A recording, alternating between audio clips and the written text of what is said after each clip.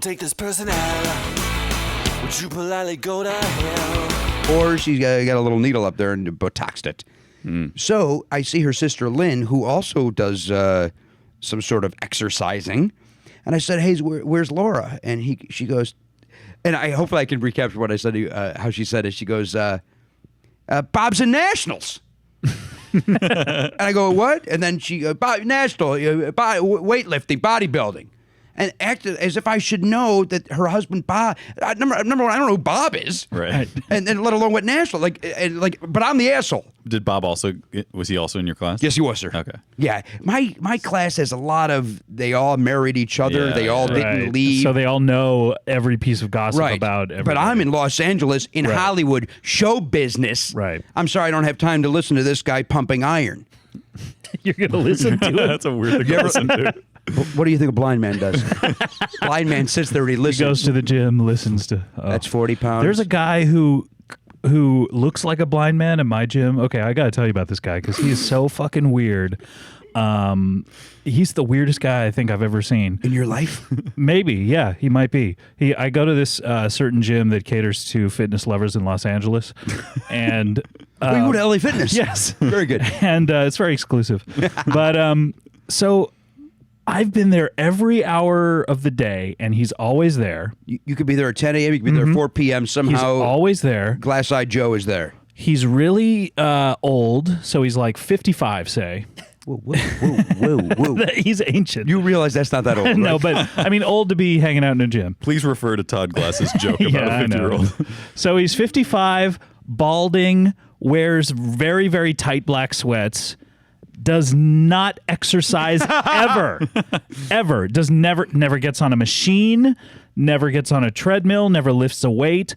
All he does is he walks around with very, very big dark blind man sunglasses on, and he walks around, struts around the gym, and he just looks at everybody. And for a while I was thinking, okay, is he wearing a camera on those big, and trying to like jack off style. to, but he walks around. I don't think so. Cause then the other day I saw him like walking around and he like looks in the mirror. Then he does this. What? He walks away. For the listener, he just did a very weird a crazy dance. Because he's wearing headphones. That's the other thing I should say. He's wearing headphones. He just did like a Michael Jackson busted out move and then like was satisfied with that. And walked just kept away. strutting. And then he also keeps like a huge thing of protein powder on a table.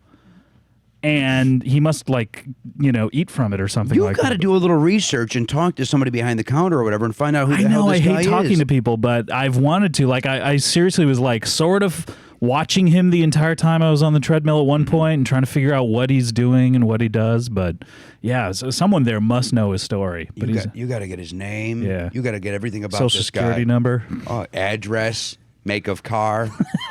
You got to know everything about this guy. Did you look for a wire running from his glasses to a backpack or something? Yeah, he didn't have a back. That's a good, because Matt Besser used to do that kind of stuff. Yeah. And I mean, that's what I started to think it was because. But he's 55. He's not zipping around doing anything, doing some. Don't underestimate the resourcefulness of a creepy old man. Yeah. Oh, I thought he was doing pranks. I misunderstood why he was doing it. No. Yeah. Scott said because maybe he's looking for jack-off material. Yeah. That's what I thought. The internet's there for that. You don't have to beat off the you on a treadmill. Yeah, but you see it in Wait person. a minute. Can I do that?